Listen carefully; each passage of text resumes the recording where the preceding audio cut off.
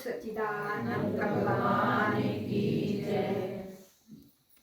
जैसा कि आप सभी को विदित है कि महाराज जी की आज्ञा के अनुसार महाराज जी की ही जीवन गाथा, जैसे महाराज जी शिवानंद जी से भक्तों के चरित्रांक पढ़कर सुनाने को कहते थे और अपने आप उसका विश्लेषण करते थे, परंतु आज हमें कैसा सुअवसर मिला है कि हम महाराज जी के दरबार में बैठकर ही महाराज जी के ही जीवन लीलाओं का वर्णन करने जा रहे हैं। उनकी आज्ञा के अनुसार उनके हुक्म के बिना एक पत्ता भी नहीं हिल सकता। तो कल हम पहुंचे थे, कहाँ पहुंचे थे भला? कहाँ पहुंचे थे भला? कहाँ पहुंचे थे भला? अमृतसर।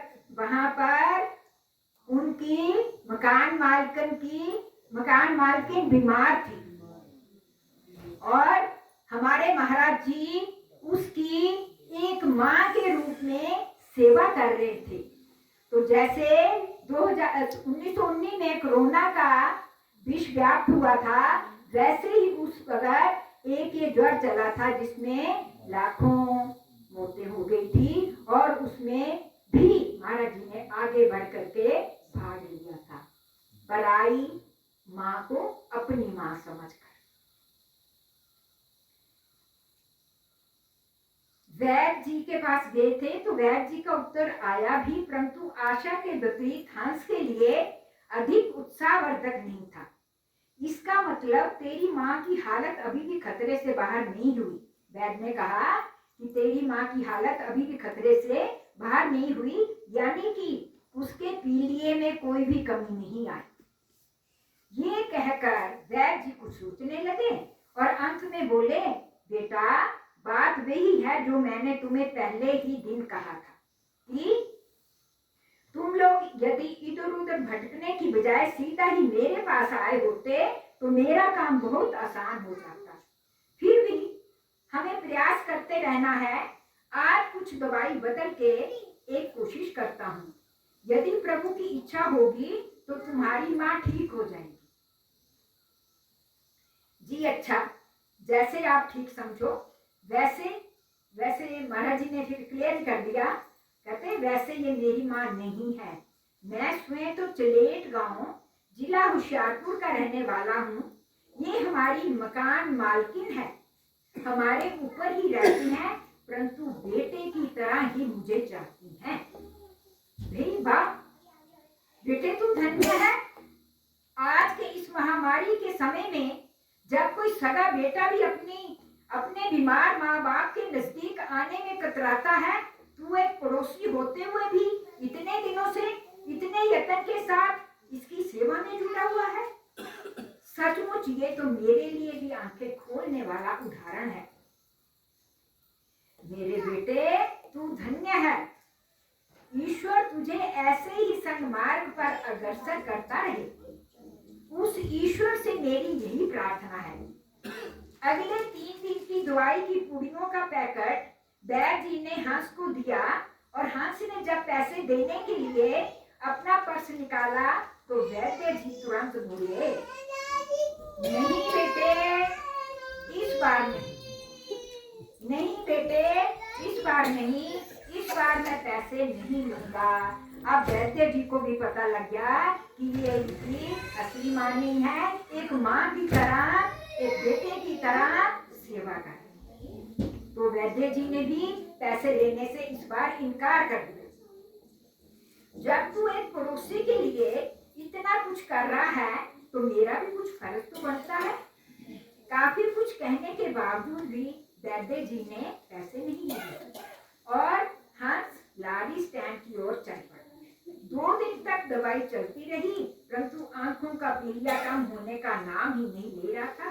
बेटे की भूख प्यास दोनों धीरे धीरे कम हो रही थी और अंततः एक दिन रात को 2 बजे उसे खून की उल्टी आई और इसके साथ ही ऐसी बेहोश हुई कि फिर कभी होश में ना आ सकी। बाबूजी ने दोनों भाइयों को जगाकर ये सूचना दी।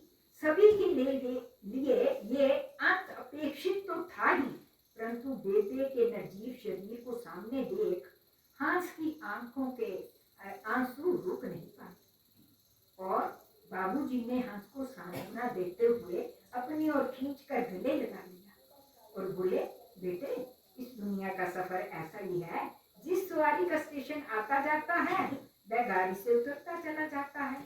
आज तेरी बेबे का स्टेशन आ गया, कल मेरा आएगा, परंतु जीवन की रेलगाड़ी यूं ही आगे बढ़ती जाएगी। हिम्मत रख, इसका साथ हमारे साथ यही तक था। बेबे को गए हुए 1 सप्ताह ही हुआ था कि हंस का 12वीं का नतीजा आ गया। हंस बहुत ही अच्छे अंकों से उत्तीर्ण हुआ था। बाबूजी, भाईजी और स्वयं हंस सभी के मन में उल्लास था, परंतु बेबे के जाने के दुख से सभी की इस सांझी खुशी को अंदर ही अंदर दबाकर रख दिया था।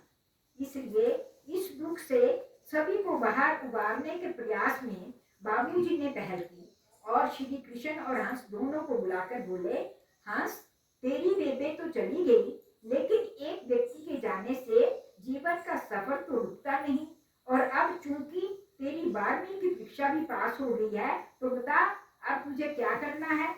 इसी पर हम सबको विचार करना है।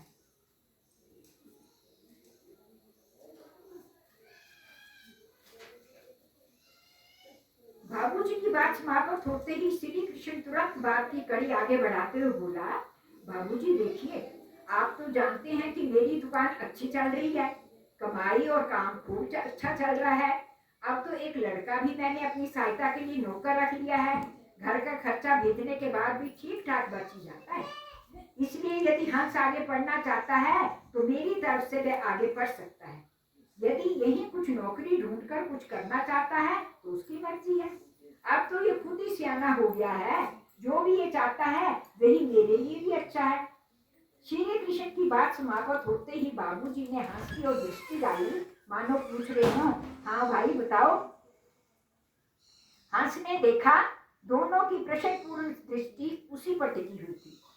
कुछ सोचकर वह बोला, बाबूजी आप तो जानते ही हैं कि अपने जीवन के लक्ष्य के प्रति मैं जितना भ्रमित था, उलझन में उस दिन था जब मैंने यही प्रश्न बाबा श्रावण सिंह जी के आगे भी रखा था, उतनी ही उलझन में मैं आज भी हूँ। हाँ, पिछले कुछ दिनों में इस महामारी में मरते हुए लोगों की दशा को देखते हुए मैंने मन ही मन डॉक्टर बनने का विचार किया तो था, परंतु फिर बेबे जी की बीमारी और अंत में मृत्यु ने डॉक्टरी के प्रति मेरा मन खट्टा कर दिया। आपके परिचित कई एलोपैथिक डॉक्टरों के इलाज बेबे को ठीक नहीं कर पाए और अंत में डॉक्टरों के लगभग हाथ उठा देने के बाद जब हम लाहौर के वैद्य के पास पहुंचे तो उसकी मेहनत और विद्या एक सीमा तक बेबे को ठीक करने में काम तो आई, परंतु हम स्वयं ही डॉक्टरों के पास इतना समय गवा चुके थे, तब तक बेबे जी की लीवर जिगर का पहले ही इतनी अधिक एलोपैथिक दवाइयों से नुकसान हो चुका था कि वो पीलिया से बाहर ना आ सके। और मेरा मानना है कि इसी कारण वह आज हमारे बीच में नहीं है। इसलिए इन्हीं बातों के मद्देनजर मैं आज एलोपैथिक डॉक्टर बनने की बजाय एक अच्छा वैद्य बनने का विचार कर रहा हूँ। अब चूंकि भाई जी ने भी मुझे आगे पढ़ने की इजाजत दे दी है, तो मैं भी सहर्ष आयुर्वेद का ही कोर्स करना चाहूंगा। लाहौर में वैद्य जी ने मुझे बताया था कि लाहौर का डीएवी आयुर्वेदिक कॉलेज हिंदुस्तान का माना हुआ कॉलेज है। यदि आप दोनों की इजाजत होगी तो मेरी दिली इच्छा यही कोर्स करने की है। दूसरा मेरा बचपन भी पहाड़ों में इन्हीं जड़ी बूटियों में ही पला बड़ा हुआ है और तब से ही इनके लाभ से मैं रूबरू रहा हूँ। अभी पिछले दिनों बेबे के दोनों तरह के इलाज को इतने नजदीक से देखकर और इन दोनों के लाभ हानि को भली भांति देखा, जांचा और समझा, और मैं अंततः इसी नतीजे पर पहुंचा हूँ कि आयुर्वेद की चिकित्सा ही मेरे लिए उपयुक्त होगी। बाबूजी हंस की बात को बड़े ध्यान से सुन रहे थे। वे उसकी बात को सुनकर बोले, हंस मैं तुम्हारी बात से पूरी तरह सहमत हूँ। तेरी बेबे का जाना तो प्रारब्ध अनुसार तय ही था, परंतु जहाँ तक उसके इलाज का प्रश्न है तो मेरा भी यही सोचना है कि यदि हमने आयुर्वेद के इलाज को पहले विकल्प को चुना होता तो शायद आपकी परिस्थिति कुछ अलग होती। जो भी है, मेरा चुनाव भी आयुर्वेद ही होता है। यदि मैं तुम्हारी जगह पर होता। बाबूजी की बात बीच में ही काटते हुए श्री कृष्ण बोले, आप दोनों पढ़े लिखों की यही एक ही राय है, तो मुझ अनपढ़ की राय बेमायना है। वैसे एक बात तुम्हें बताऊं कि उन दिनों जब कार्तिक ज्वर से लोग बिना इलाज के मर रहे थे, तभी मेरे मन में पहला विचार यही आया था कि काश हमारा हंस भी डॉक्टर होता और इन बेइलाज मरने वालों के लिए कितना सहायक सिद्ध होता। और आज आप दोनों के मुख से भी यही निर्णय सुनकर मुझे बेहद खुशी महसूस हो रही है। परंतु भाई जी, आयुर्वेद की पढ़ाई का कोर्स 3 वर्ष का होता है और उसके लिए मुझे लाहौर जाना पड़ेगा और इसमें पैसे भी काफी खर्च हो सकते हैं। हंस के शब्दों में विनय के साथ चिंता का भी भाव था। अरे मेरे लाल, तू खर्चे की चिंता मत कर, और लाहौर कौन सा दूर है। किसी भी छुट्टी वाले दिन तू मिलने के लिए आ ही सकता है। तू तैयारी कर ले, वहां दाखिले के लिए बाबूजी तेरे साथ चले जाएंगे। अरे भाई जी, बाबूजी को इसके लिए क्या कष्ट देना, मैं खुद ही सब देख लूंगा। आप तो अभी भी मुझे बच्चा ही समझते हैं। हंस मुस्कुरा कर बोला, अरे मेरे लाल, तुझे याद होना हो, लेकिन कभी अपनी गोद में और कभी कंधे पर उठाकर दौलतपुर चौक से पहाड़ी चढ़ाई पर चढ़ते हुए मैंने कितने चक्कर लगाए हैं, उनकी गिनती भी मैं भूल चुका हूँ। समझे, तू चाहे जितना भी बड़ा या सियाना हो जाए, मेरे लिए तो वही नन्हा बच्चा ही रहेगा। श्री कृष्ण की बात समाप्त होते ही तीनों एक अट्टहास से हंस पड़े। डीएवी आयुर्वेदिक कॉलेज लाहौर में प्रवेश के लिए हंसराज को कोई विशेष कठिनाई नहीं आई। 12वीं में बहुत अच्छे अंकों से उत्तीर्ण होने के कारण न केवल सुगमता से प्रवेश ही मिला, अपितु प्रथम वर्ष की शिक्षा के लिए हंस को 5 रुपए मासिक छात्रवृत्ति भी मिल गई। किताबें, खाना, कपड़ा और रहने का खर्च अच्छा खासा था और ये छात्रवृत्ति इन सब के लिए पर्याप्त तो नहीं थी, फिर भी एक वित्तीय सहायता के रूप में अत्यंत उपयोगी सिद्ध हुई। कॉलेज में हंस के एक युवा अध्यापक थे, हरिदत्त शास्त्री। वे उत्तर प्रदेश के रहने वाले थे, बहुत ही धार्मिक प्रवृत्ति और सदैव दूसरों की सहायता के लिए तत्पर रहते थे। शास्त्री जी ने 2 वर्ष पूर्व ही इसी कॉलेज से आयुर्वेदिक डिग्री प्राप्त की थी। धनाभाव के कारण वे अपनी स्वयं की प्रैक्टिस या दुकान नहीं खोल पाए, परंतु डिग्री में अच्छे अंक प्राप्त करने के कारण प्राध्यापक ने उन्हें इसी कॉलेज में पढ़ाने का प्रस्ताव रखा, तो उन्होंने तुरंत इसको स्वीकार कर लिया था। शास्त्री जी के आध्यात्मिक संस्कार एवं उनके नित्य के योगाभ्यास आदि हंस को बहुत अच्छे लगे और इन्हीं कारणों से उनके साथ उसकी निकटता दिन प्रतिदिन बढ़ती रही। हंसराज के मृदुल स्वभाव और दूसरे छात्रों की अपेक्षा अधिक कुशाग्र बुद्धि के कारण हंस उनका विशेष प्रिय छात्र बन गया था। हंस से प्रभावित होने का शास्त्री जी का एक विशेष कारण और भी था। प्रथम वर्ष के छात्रों के प्रारंभिक परिचय सत्र के दौरान ही शास्त्री जी ने भी सभी नए छात्रों को एक प्रश्न किया। क्या प्रश्न किया? क्या आप ऐसी कुछ जड़ी बूटियों के नाम बता सकते हो जिनका आयुर्वेद में कुछ न कुछ महत्वपूर्ण स्थान है? इसके उत्तर में हंसराज सहित वहां उपस्थित कई छात्रों ने कई जड़ी बूटियों के नाम गिनवा दिए। उदाहरणतया तुलसी, नीम, हल्दी, लहसुन, अदरक, ब्रह्मी और ऐसे अनेक नाम बता दिए। इसके उपरांत शास्त्री जी ने दूसरा प्रश्न पूछा, अच्छा, अब कुछ ऐसी जड़ी बूटियों के नाम बताओ जिनका आयुर्विज्ञान में कोई उपयोग नहीं है। इस प्रश्न के उत्तर में कई छात्रों ने अपना अपना सुझाव देना प्रारंभ किया। एक ने कहा घास, दूसरे ने किसी कांटों वाले पौधे का नाम लिया और एक अन्य छात्र ने पौधों को हानि पहुंचाने वाली अमरबेल का नाम लिया। किसी ने किसी विशेष पौधे, बिच्छू, बूटी आदि का नाम लिया। शास्त्री जी किसी के उत्तर से संतुष्ट दिखाई नहीं दिए, अतः उन्होंने एक विहंगम दृष्टि सभी छात्रों पर डाली और अपना प्रश्न दोहराया, अरे भाई, कोई और बताएगा ऐसी किसी जड़ी बूटी का नाम जिसका आयुर्विज्ञान में कोई उपयोग नहीं है? सारी कक्षा में पूर्णतः चुप्पी सी छा गई। कोई भी कुछ नहीं बोला। कुछ पलों की चुप्पी के पश्चात एक अकेला हाथ उठा।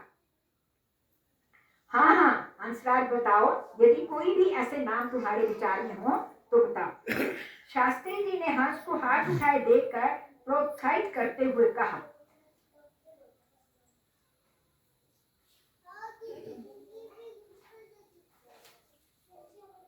जी मान्यवर, मेरे विचार में तो प्रकृति में ऐसी कोई भी जड़ी बूटी, पेड़ पौधा, बेल या ऐसी कोई वनस्पति नहीं है। हंस ने अपने स्थान पर खड़े होकर बोलना प्रारंभ किया। प्रकृति ने ऐसी किसी भी वनस्पति को व्यर्थ पैदा नहीं किया जिसका कोई भी आयुर्वैज्ञानिक उपयोग ना हो। ये साधारण घास जिसे मेरे कुछ मित्र गणों ने अनुपयोगी बताया था, उसका भी आयुर्वैज्ञानिक उपयोग और महत्व है। भले ही ये मनुष्य के लिए नहीं तो संभवतः दूसरे कई जीवों के लिए आयुर्वेदिक महत्व है। एक अन्य मित्र ने पौधों को हानि पहुंचाने वाली अमर बेल को अनुपयोगी कहा था। वह भी पौधों के लिए भले ही हानि देने वाला होगा, परंतु उस अमर बेल से कुछ विशेष प्रकार की औषधियां निर्मित हो चुकी हैं या की जा रही हैं, ऐसा मेरा विचार है। हंस के बोलते बोलते ही शास्त्री जी अपनी कुर्सी से उठकर हंस के समीप जाकर खड़े हुए। हंस के चुप होते ही शास्त्री जी उसकी पीठ ठोकते हुए बोले, शाबाश, तुम्हारे इस उत्तर से मैं अत्यंत प्रसन्न हुआ हूँ। वास्तव में इस पृथ्वी पर एक भी वनस्पति नहीं है जिसका कोई आयुर्वेदिक उपयोग ना हो, और हमारे आज के अध्ययन का विषय भी यही है। शास्त्री जी ने हंस के कंधे पर अपना हाथ रखते हुए प्रश्न किया, परंतु हंसराज, तुम मुझे एक बात बताओ कि ये ज्ञान तुमने किसी पुस्तक से प्राप्त किया था अथवा इस विषय पर कभी तुम्हारी किसी से चर्चा हुई थी? जी वास्तव में इन दोनों में से एक भी कारण नहीं है। मैं चूंकि पहाड़ी प्रदेश का रहने वाला हूँ और हरियाली से पूर्ण हमारे गांव के समीप ही घना जंगल है, जहाँ हम प्रायः अपने बुजुर्गों के साथ और कभी अकेले भी घूमने निकल जाते थे। इसी जंगल में अधिकतर हमारी कई बीमारियों के इलाज की जड़ी बूटियां मिल जाती थी। इनमें प्रायः जिनको पहले पहल मैं फिजूल और व्यर्थ समझता रहा था, वही बाद में किसी बुजुर्ग द्वारा उसके सही उपयोग के बारे में पता लगने पर मालूम हुआ कि ये किसी न किसी औषधि के काम आती थी। इनमें कुछ तो मनुष्यों के लिए औषधि का काम करती थी और कुछ पशुओं के लिए।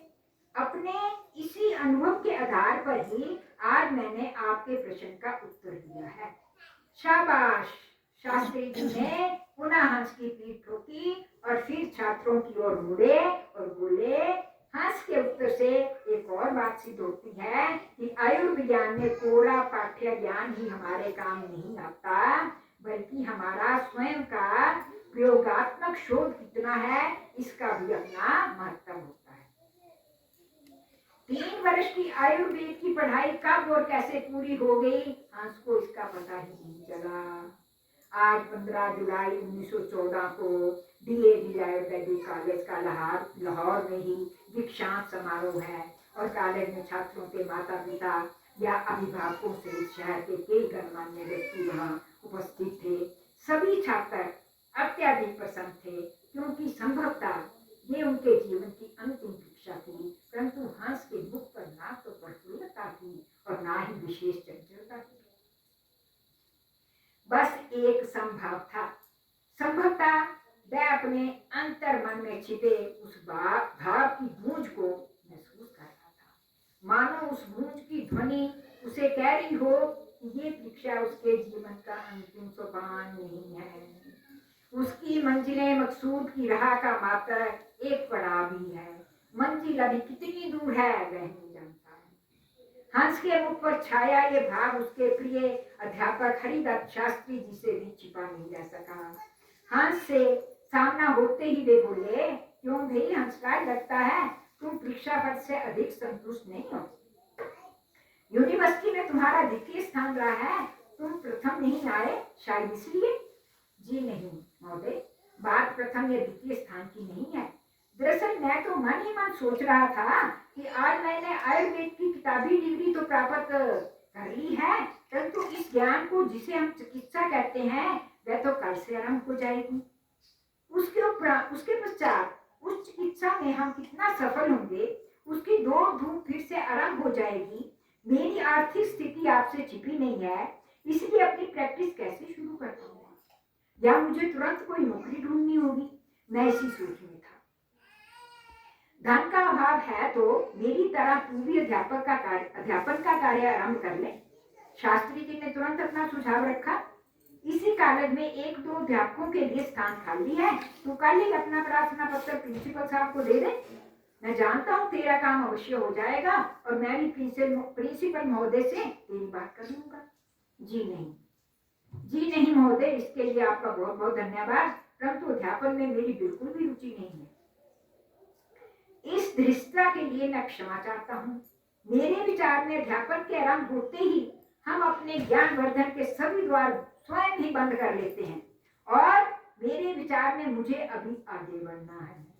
हाँ, अपनी घरेलू आर्थिक हालात के मद्देनजर फिलहाल अपने गांव के समीप कोई छोटी मोटी दुकान किराए पर लेकर अपनी प्रैक्टिस करना चाहता हूँ, जिससे परिवार के लिए कुछ धनोपार्जन भी हो जाएगा और भाई जी का भी आर्थिक बोझ कुछ हल्का हो जाएगा।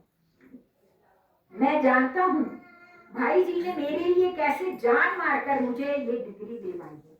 मैं जानता हूँ कैसे अपना पेट काट कट कर उन्होंने मुझे पढ़ाया है। ये तुमने ठीक सोचा। शास्त्री जी प्रसन्न होकर बोले, यदि तुमने प्रैक्टिस करने की सोच ली है तो मेरे विचार में अभी गांव में जाकर प्रैक्टिस आरंभ करने में काफी जोखिम का काम होगा। प्रैक्टिस ही करनी है तो यही शहर से ही आरंभ करनी चाहिए। ये बात तो आपने बिल्कुल ठीक कही। ये व्यापारिक कोण तो मैंने सोचा ही नहीं था। हाँ, जहां तक किराए की दुकान की बात है तो मैं इसके बारे में तेरी कुछ मदद कर सकता हूँ, क्योंकि जिस मकान में मैं किराए पर रह रहा हूँ उसी के आगे 2 कमरे किराए के लिए खाली हैं। वही बाजार के समीप ही 4-5 पूरी तरह आबाद मोहल्ले भी हैं और डिस्पेंसरी के लिए ये उपयुक्त स्थान होगा। चाहो तो एक बार तुम नजर मार लो, तो मैं मकान मालिक से बात कर लूंगा। बस तुम अपना विचार पक्का कर लो। जी महोदय, यदि आपके विचार में उपयुक्त स्थान है तो मुझे क्या पक्का करना है। आप मकान मालिक से बात कर लें। हाँ, औषधियां आदि के लिए कुछ पैसे उधार लेने की अपेक्षा आपसे अवश्य रखूंगा, जो कि मैं जल्दी से जल्दी आपको चुकाने की कोशिश करूंगा, क्योंकि अब मैं भाई जी को इस प्रकार की अतिरिक्त आर्थिक तंगी में नहीं डालना चाहता। हंस के शब्दों में मजबूरी और विनय का मिश्रण था। अरे भी हंसराज, तुम्हारा एक भाई अमृतसर में बैठा तुम्हारी पढ़ाई के लिए अपना दिन रात एक कर सकता है, तो क्या मैं तुम्हारा दूसरा बड़ा भाई तेरे लिए क्या इतना भी नहीं कर सकता। ये जो मकान मालिक थे उनके बाबूजी वो कहने शास्त्री जी के जो अध्यापक थे, शास्त्री जी के शब्दों में भी प्यार एवं दुलार का मिश्रण था। जो महाराज जी के अध्यापक थे उन्होंने ऐसा कहा कि अगर एक भाई तेरे लिए ऐसा कर सकता है तो दूसरा भाई और नहीं कर सकता है कुछ। जिसे सुनकर हंस की पलकें भर।